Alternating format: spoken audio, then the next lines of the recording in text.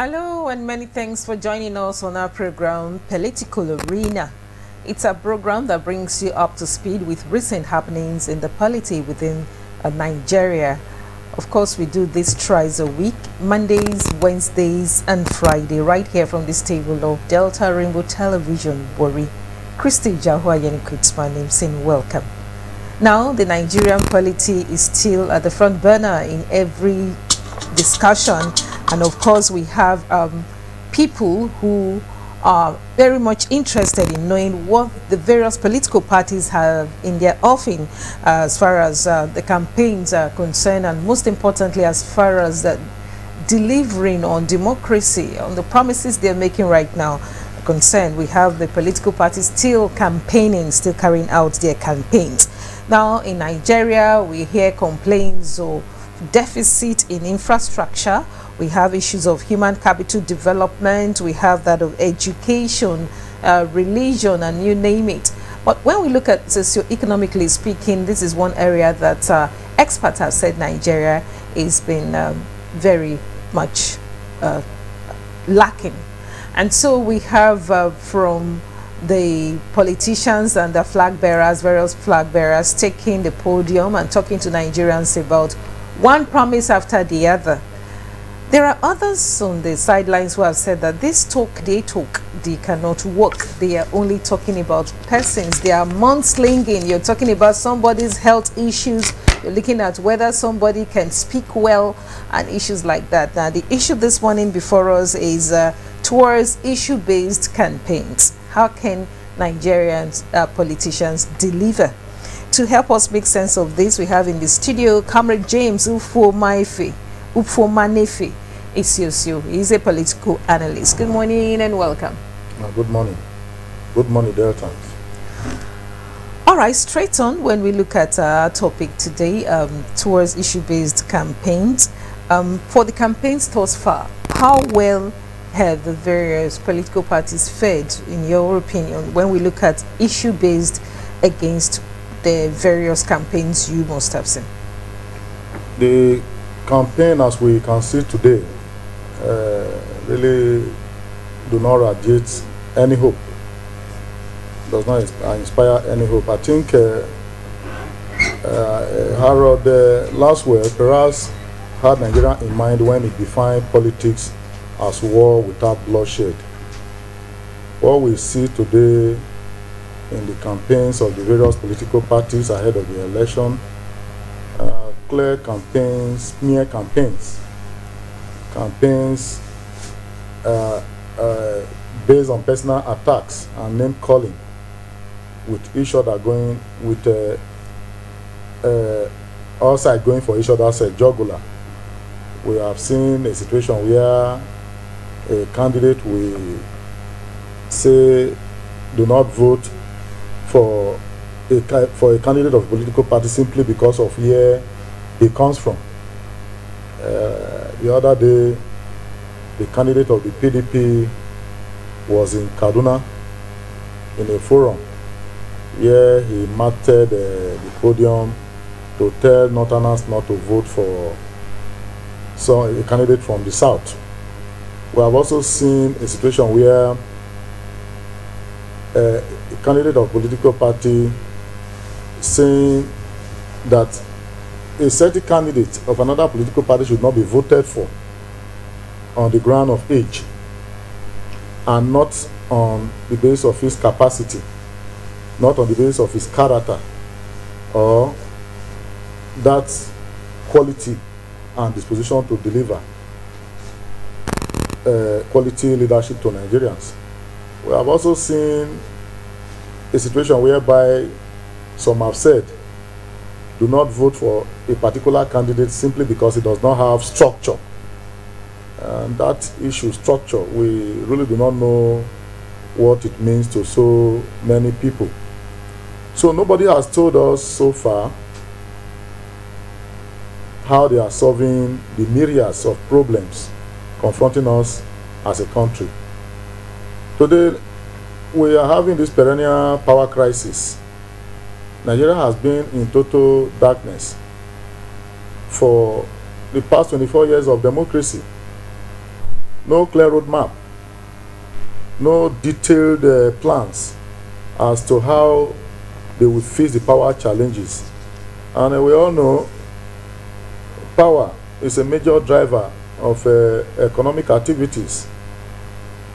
Today, many businesses are closing shops because of the cost of power.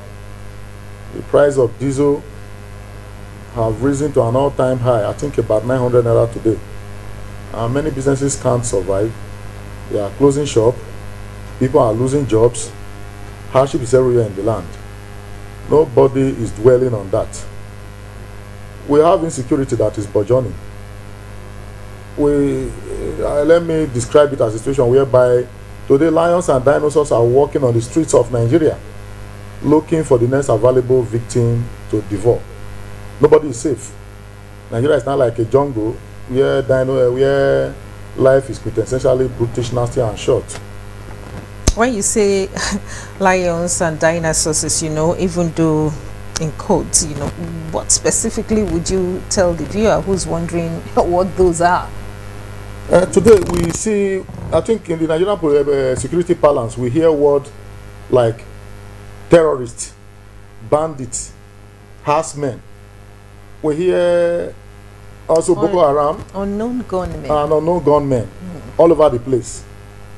The environment where I live in, everybody now goes into their houses even before nightfall, because it's either you wake up to hear that 2 persons have been shot dead, or 5 persons has just been killed.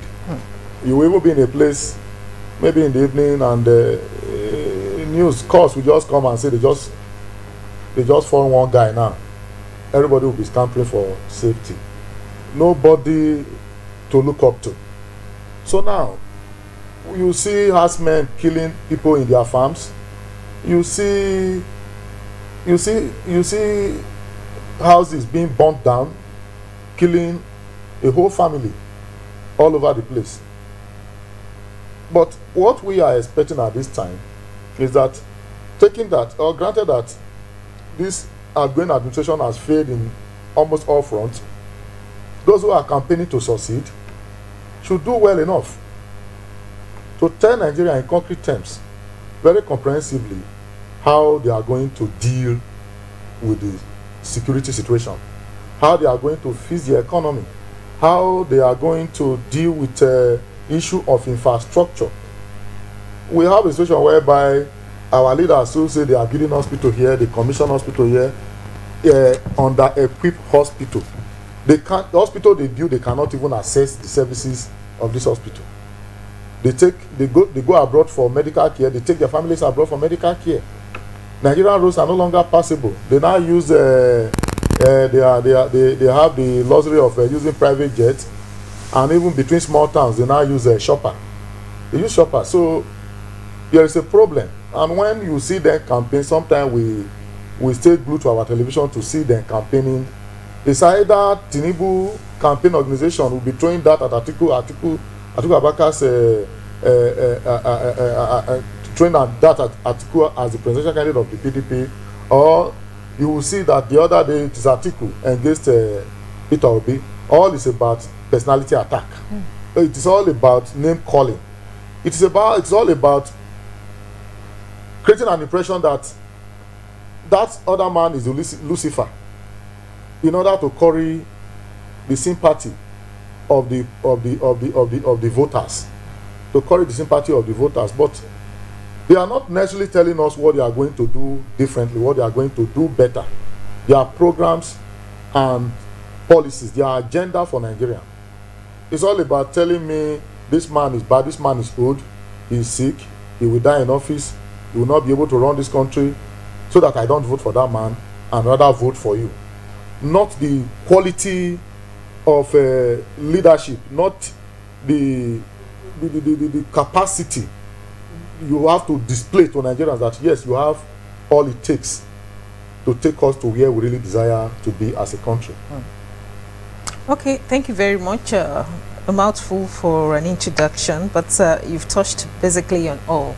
Though as we go on, we will try to balance the reportage when we talk about the particular political party's candidate, throwing jab at another or naming one who try to balance it by let us know what the other person had done before, so it wouldn't look like there are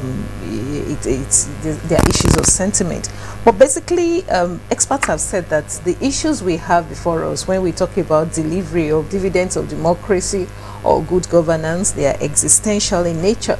You just talked about power supply. We are a country of over 200 million, we are told, yet we cannot just work on between 3,000 to 5,000 megawatts. We're still at that point up until now. Now, you've talked about the issue of personality and mudslinging amongst the flag bearers. But you have talked about the voter. I'll single that out of what you have said. You said just to curry the voters' sentiment, what have you. Let's look for the place of the voter, the Nigerian voter, which is the people. When we talk about currying the people's sentiment or the electorate, let's pick a country like Singapore. Okay, people keep making reference to Singapore, for instance. We are told that this is one country where the people seem to be the natural resources. Okay, when we're looking at over 200 million people in Nigeria, for instance, we're expecting to see there's so much we can do with them. Somebody quoting from a book now, Singapore has no natural resources, no great army, no special political sway. Its secret lies in the people. Now, the government has intentionally cultivated the human resources as the driver of the economy, talking about the people. They look at the school, they look at what segments of these people you can expand and get a maximum productivity from. For us, when we talk about human capital development, each one of these campaigns we listen to, you said none has come up to say, this is what I am going to do. But we've heard campaign slogans like, I'm going to make education free from the basic level. If we remember Chief Obafemi Awolowo, he has said that indeed the engine of development is the people. And he talked about education and concentrated on that to the extent that education became free, and then people maximized that angle, that subsector, to get what they could at that level. But coming back to these people you talk about, don't you think they too are a challenge, the electorate? Because when you talk about voting your conscience, the average Nigerian voter, does he or she looks at your content of character, or the voter looks at your religion, your tribe, where you come from, what language you speak, how much you have? All of these form what the criteria are for the Nigerian voter to go to the poll. And so the candidates also try to key into that expectation of the candidate. So what role do you think the electorate or the people play in all of these phase of the campaigns we are seeing not being issue based? You see, the problem we have in this country is those who are going for leadership position, they understand Nigerians, and that is why they continue to trample on the sensitivity of the people. If you must know, a large proportion of our electorate are illiterate. Let me be generous enough to put it mildly at about 70%, if not it's even higher. And we have about 70% of illiterate voters. And most of them are domiciled in the rural areas, the villages, the suburbans. And you also know that here in Nigeria, we know that religion is the opium of the people. And this is what politicians continue to capitalize on, to ply their trade. You see a situation whereby they continue to whip up all those primordial sentiments. Religion has become a tool they use in hoodwinking the people. We have heard people telling their followers, don't vote. A Muslim candidate telling fellow Muslim not to vote for a Christian candidate, because if they do, their religious interests will not be well protected. We have equally seen a handful of churches mounting it out so loud that they should not vote Muslim, that they should vote for Christians. It is all over. Then the other one is where the person come from. I was with one of my friends recently, and he was saying that in some part in the north, they see when the ships are down, they will always stand by their own, and that is where the word namune comes to play. It's our own, not necessarily looking at the quality of leadership, the capacity to deliver, but just on the basis of where the person hails from.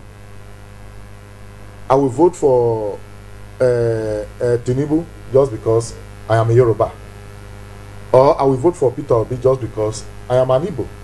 I will vote for Atiku or Kwankwaso just because I am an Hausa or a Fulani.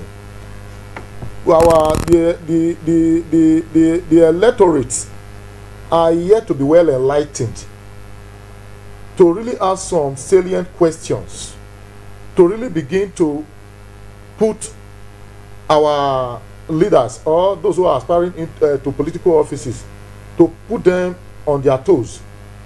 Ask some questions. How are you going to reposition in, the country in this sector and in that sector? Our electorate hasn't really grown in terms of knowledge and awareness to that level. So that is why we continue to have this hydra-headed problem of bad leadership from one dispensation to the other. You talk about Singapore. Yes, not only Singapore, it's just that Singapore stand up in its own special way. When you talk about the human capital resources, it is a known fact that the most important resources of any nation is human capital, and how well developed that human capital is determine the level of progress a particular country can make at any point in time. You made references to Awolowo, who gave free education. So many people who are captains of industry today, so many people who are holding sway in various sectors of the economy today, they all had the privilege of going to school through the free education policy of the Awolowo administration. But today, what do we have? Even here in Delta State, I have had cases of people, about 5 or 6, I can mention their names here, who are now out of school on account of the state government policy of astronomically increasing school fees beyond the reach of the common man. A government who pays 30,000 naira as minimum wage, the same government has school fees being pegged at close to 200,000 or more. How does the family survive with 30,000 naira minimum wage and at the same time raise money to send their wards to school? So these are the problem we are having. At the end of the day, we are going to have so many people in the streets who will later become serious security threats to the country, who are going to be serious security threat to the state. And at the end of the day, we will say we have a lot of problem in our hand, insecurity everywhere. When we are not really opening doors, when we are not really opening that avenue or an opportunities for people to have seamless access to education, because when you educate a man, you empower a man. When you deny a man education, you make him a problem to society.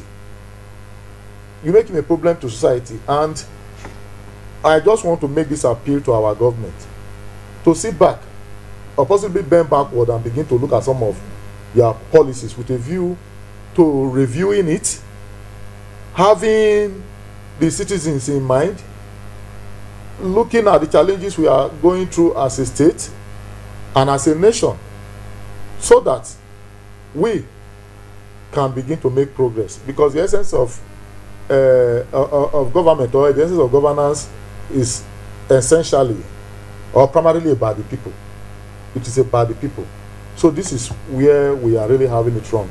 Yeah, so the electorate really do not have that exposure. They do not have that awareness. And we have a kind of a system we operate that continue to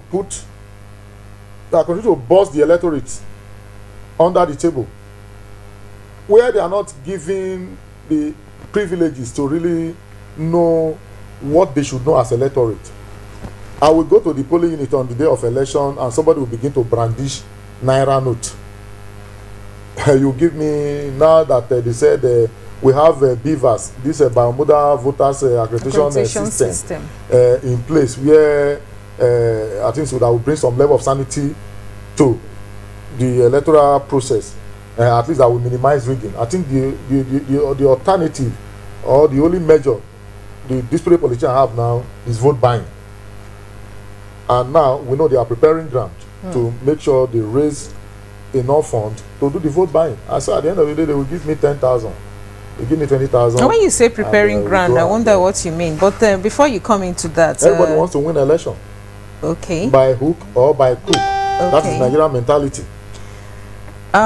You talked about the issue of illiteracy. I'd like to take us back there. You know, you some time ago were told that Nigeria contributes largest number of citizens to the number of out of school children in the United Nations. But good enough, a few days back, the Independent National Electoral Commission released what they call a population distribution of voters. Okay, where we look at the percentage of females, males, and all of that. They revealed that students make up the largest category. Students topped the chart at 26 million, 27,481, which is 27.8% of all registered voters in terms of occupational distribution.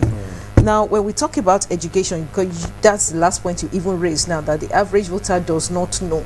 I mean, the voter does not know that vote buying and selling is wrong, where the new Electoral Act is, where the level of sensitization and voter education, continuous voter education that the electoral umpire has been carrying out is concerned.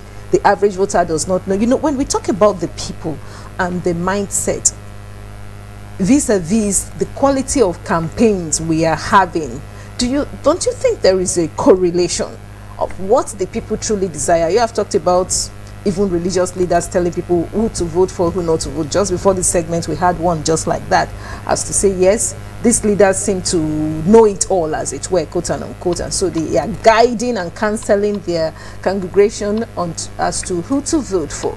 But when you look at that, these charts that the Independent National Electoral Commission released, they seem to tell us almost the opposite, as to say this is not about illiteracy. Okay. Yes, we have all been making mistakes, and people are gradually coming to terms with the very harsh reality we are all facing on account of the choices we have made in the past. Okay. Nigeria don't tire people. They are really looking for a way out. Over time, the consciousness is building up. Even the fact that people will have a vastly uneducated voting population, I think they are still being confronted with the daily realities of the hardship every one of us is facing in this country. Perhaps that is actually the reason why you see people coming out in their large number to register. The youth are feeling the real impact of harsh economic policy of government, and that's why you are talking about the large chunk of people within that bracket as reeled out by INEC recently when they put the figure at 26 million. It goes to show that people are ready to do something differently at this time at the poll.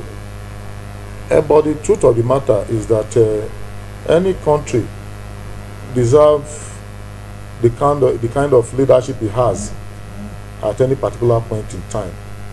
If we are so blinded to vote in the wrong persons just because of some petty sentiment, then we should be able to live with it. The reality of the leadership the person will offer maybe for 4 years.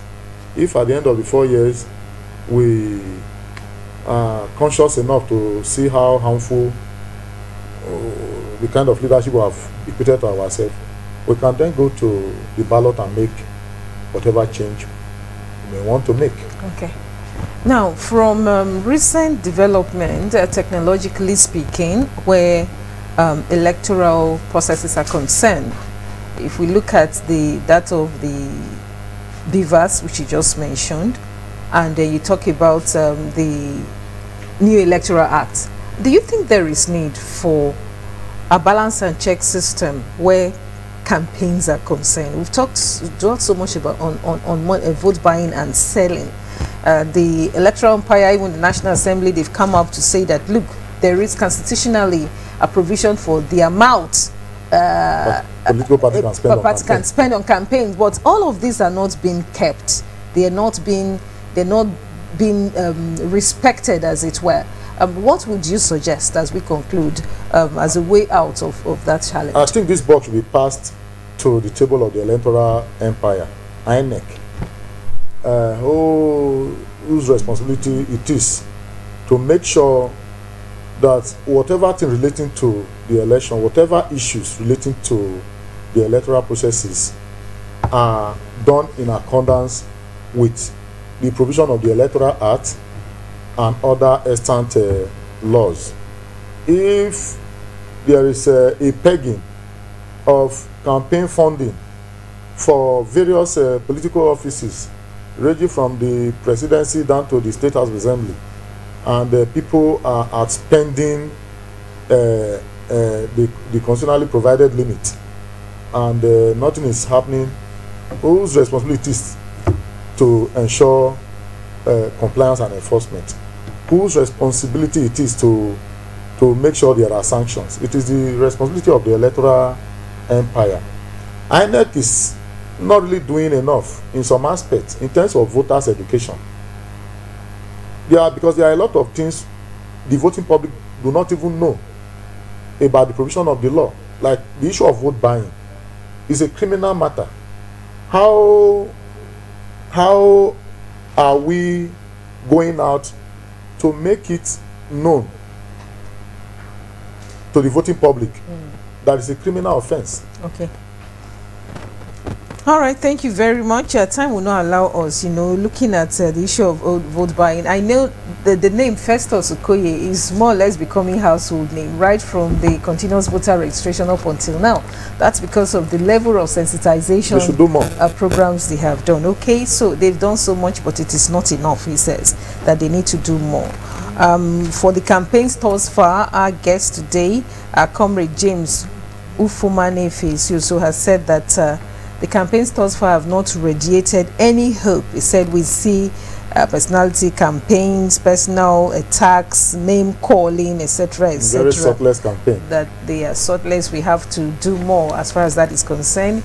It says the voting public needs to up their game as well as to knowing what issues are vis-a-vis the quality of campaigns we're hearing from the politicians. The electoral umpire, he says, needs to do more sensitization as far as voter education is concerned. These are more as some of the positions that our guest today has talked about. Comrade James Ufumanefe is also a public affairs analyst. Many thanks for your time. That's our program today, Political Arena. It reached you from Delta Rainbow Television. We urge you to join us on Wednesday for Wednesday's edition of the program. The program runs thrice a week. Friday will be time again for another one as well. On behalf of our producers, Johnson Obaseji, Jan Glover, Grace Mato, and of course the entire crew, we're asking you to stay out of trouble. Nigeria will get better. You and I need to do it right. Christy Jawayeni Kutsmani, on behalf of others, saying have a nice time.